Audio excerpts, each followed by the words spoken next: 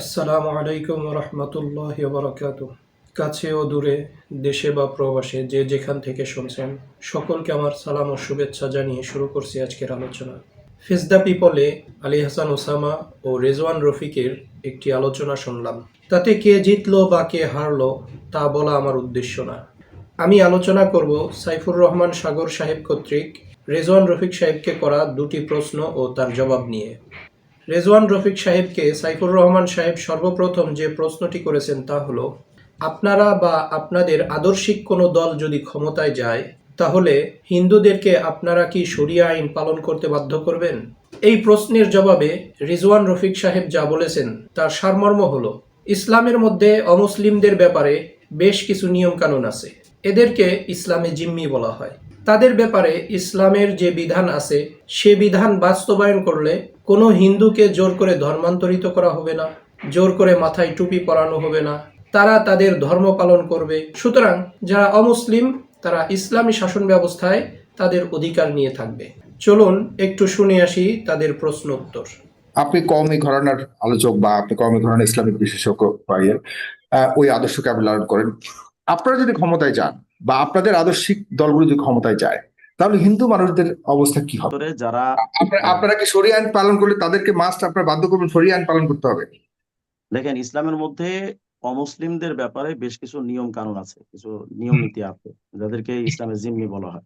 তাদের ব্যাপারে ইসলামের যে সমস্ত বিধিবিধান আছে সেই বিধিবিধান বাস্তবায়ন করলে কোনো হিন্দুকে জোর করে ধর্মান্তরিত করা হবে না, তাদেরকে জোর করে মাথায় টুপি পরানো হবে না, তারা তাদের ধর্ম পালন করবে। সুতরাং ধর্ম ধর্মের জায়গায় থাকবে, তারা তাদের ধর্ম পালন করবে। কিন্তু এখানে বেশ কিছু শর্ত সারায় থাকে, যেমন তারা যদি আমাদের বিরুদ্ধে যুদ্ধ করতে না আসে বা আমাদের কোনো কিছুতে গালিগালাজ না করে, তাহলে সেক্ষেত্রে তাদের কোনো অধিকার হরণ করা হবে না। কিন্তু তারা যদি ইসলামিক রাষ্ট্রে বসবাস করে, শরিয়া ভিত্তিক একটা মানে রাষ্ট্রে আপনারা বসবাস করে, ইসলামিক রাষ্ট্র বসবাস করেন, সেখানে তো হিন্দুদের রাজনীতি করবার অধিকার থাকবে কিনা?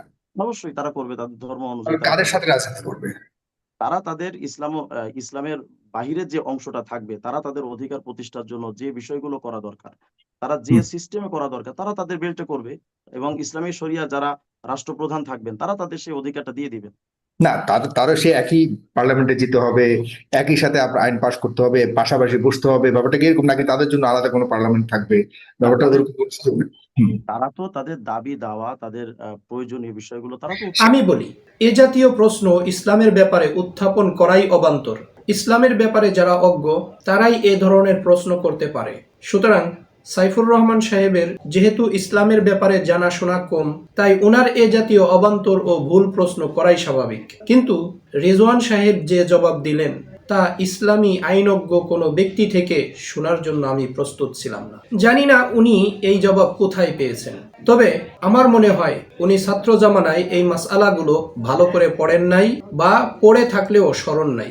তাই উনি যদি টকশোতে আসার আগে একটু পড়ালেখা করে আসতেন, তবে আজ এই ভুল উত্তর দিতেন না। তো যাক, উনি যা বলার বলেছেন, চলুন আমরা এই প্রশ্নের জবাব জেনে নিই। তার আগে আপনাদের কাছে আমার অনুরোধ হলো, এই আলোচনাটি এত বেশি শেয়ার করবেন যাতে সাগর সাহেব পর্যন্ত পৌঁছে যায়। তো সাগর সাহেবের প্রশ্ন ছিল, ইসলামী দল ক্ষমতায় গেলে হিন্দু বা অমুসলিমদেরকে শরিয়া পালনে বাধ্য করা হবে কিনা। আপনার এই প্রশ্নের জবাব হলো, ইসলামী শরিয়া এসেছে শুধুমাত্র মুসলিমদের জন্য। ফলে যে বিধান মুসলিমদের জন্য এসেছে তা আমরা কেন অমুসলিমদের উপরে চাপিয়ে দিব? সুতরাং ইসলামী কোনো দল ক্ষমতায় আসলে ইসলামী শরিয়া কোনো অমুসলিমের উপরে চাপিয়ে দেওয়া তো দূরের কথা, তার সামনে এগুলো উত্থাপনও করা হবে না। তারা ইসলামী রাষ্ট্রে সার্ভিস চার্জ প্রদানের মাধ্যমে একজন পূর্ণ নাগরিকের মর্যাদায় বসবাস করে তার ধর্ম স্বাধীনভাবে পালন করবে। আর অন্যান্য রাষ্ট্রে যেমন সামাজিক শৃঙ্খলা বিনষ্টকারী বা রাষ্ট্রবিরোধী কাজে লিপ্ত না হওয়ার আইন মানতে হয়, তেমনি ইসলামী রাষ্ট্রেও সমস্ত নাগরিক এ সমস্ত আইন মানতে বাধ্য। এগুলো ভঙ্গ করলে অন্যান্য রাষ্ট্রে যেমন শাস্তি পেতে হয়, তেমনি ইসলামী রাষ্ট্রে বসবাসকারী যে কোনো নাগরিক এ জাতীয় আইন ভঙ্গ করলে তার নির্ধারিত শাস্তি পেতে হবে। এখানে কে মুসলিম আর কে মুসলিম না তা দেখা হবে না।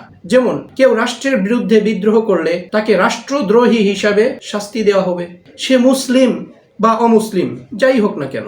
উল্লেখ্য, সার্ভিস চার্জ শুধু অমুসলিমদের থেকেই নেওয়া হবে বিষয়টা এমন না, বরং মুসলিমদের থেকেও নেওয়া হবে। আর তার পদ্ধতি হলো, মুসলিমরা সার্ভিস চার্জ দেওয়ার জন্য তাদের জাকাত, সাদাকাতুল ফিতির, উশুর ও সাধারণ দান ইত্যাদি রাষ্ট্রের কোষাগারে জমা দেবে। সাগর ভাইয়ের দ্বিতীয় প্রশ্ন ছিল, ইসলামী রাষ্ট্রে বসবাস করলে হিন্দুদের রাজনীতি করার অধিকার থাকবে কিনা। আমি বলবো আপনার এই প্রশ্নও ভুল। কারণ যখন ইসলামী রাষ্ট্র হবে তখন স্বয়ং মুসলমানদের জন্যও বিভিন্ন দলে উপদলে ভাগ হয়ে রাজনৈতিক প্ল্যাটফর্ম থাকার সুযোগ নাই, বরং সবাই মিলে একটি বৈষম্যহীন কল্যাণ রাষ্ট্র গঠনে এগিয়ে আসতে হবে। ফলে অমুসলিমদেরও আলাদাভাবে রাজনীতি করার সুযোগ নাই। কেননা রাষ্ট্রে আলাদা রাজনৈতিক শক্তির প্রয়োজন হয় নাগরিকরা সুশাসন না পেলে। আর ইসলামী রাষ্ট্রের পক্ষ থেকে সমস্ত ক্ষেত্রে মুসলিম অমুসলিম সুবিচার পাওয়াটা সুনিশ্চিত হওয়ায় আলাদা রাজনৈতিক দলের কোনো প্রয়োজন নেই, বরং এক্ষেত্রে ভিন্ন রাজনৈতিক প্ল্যাটফর্ম থাকা রাষ্ট্র কাঠামোর জন্য ক্ষতিকর। তাই ইসলামী রাষ্ট্রে মুসলিম বা অমুসলিম কারোরই একাধিক রাজনৈতিক দল থাকার প্রয়োজন নেই। সুতরাং ইসলামী রাষ্ট্রে অমুসলিমরা রাজনীতি করতে পারবে কিনা এই প্রশ্নটাই একটা অবান্তর প্রশ্ন, এই প্রশ্নটাই একটা ভুল প্রশ্ন। এখন আপনি প্রশ্ন করতে পারেন, তাহলে অমুসলিমরা ইসলামী রাষ্ট্র পরিচালনা করতে পারবে কিনা। এর জবাব দুটি। এক, পরিবারের দায়িত্ব যেমন জ্ঞানবান বিচক্ষণ ব্যক্তির হাতে থাকে, তেমনি ইসলামী রাষ্ট্রে বসবাসকারী মুসলিম অমুসলিম সমস্ত নাগরিক একটা পরিবারের মতো হওয়ায় ইসলামী রাষ্ট্রের শাসন ব্যবস্থার দায়িত্ব বিচক্ষণ ব্যক্তির হাতে থাকবে। আর অমুসলিমরা একাধিক সত্তার উপাসনা করে নিজেদেরকে জ্ঞানহীন প্রমাণ করায় তারা ইসলামী রাষ্ট্র পরিচালনা করার দায়িত্ব পাবে না। দুই, আজ পর্যন্ত পৃথিবীর কোথাও কোনো সংখ্যাগরিষ্ঠ জাতি সংখ্যালঘুদের শাসন মেনে নেয়নি, বরং সংখ্যাগরিষ্ঠরাই শাসন করেছে। এটা নিয়ে কিন্তু আপনারা কোনোদিন কোনো প্রশ্ন তুলেননি। সুতরাং ইসলামী রাষ্ট্রে যেহেতু মুসলিমরাই সংখ্যাগরিষ্ঠ, সেহেতু এখানে অমুসলিমরা রাষ্ট্র পরিচালনার দায়িত্ব না পাওয়াই স্বাভাবিক।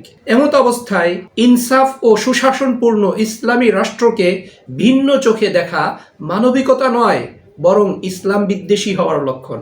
আপনার আরো একটা প্রশ্ন থাকতে পারে, তা হলো অমুসলিমরা রাষ্ট্রীয় কাজে শরিক হতে পারবে কিনা তথা রাষ্ট্রীয় কোনো দায়িত্ব পালন করতে পারবে কিনা। এর জবাবে আমি বলবো, হ্যাঁ, অবশ্যই রাষ্ট্রপ্রধান বা তার প্রতিনিধি অমুসলিম নাগরিকদের থেকে বিভিন্ন কাজে সহযোগিতা নিতে পারবেন, যেমনটা রাসূল সাল্লাল্লাহু আলাইহি ওয়াসাল্লামও নিয়েছেন। এটা সম্পূর্ণ রাষ্ট্রপ্রধানের অধীনে রয়েছে।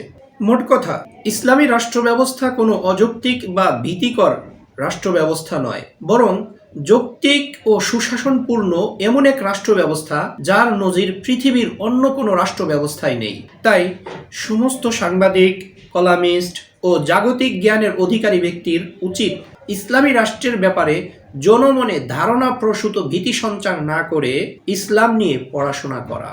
আল্লাহ তাআলা আমাদেরকে হক বুঝে তার উপরে চলার তৌফিক দান করুন। আসসালামু আলাইকুম ওয়া রাহমাতুল্লাহ।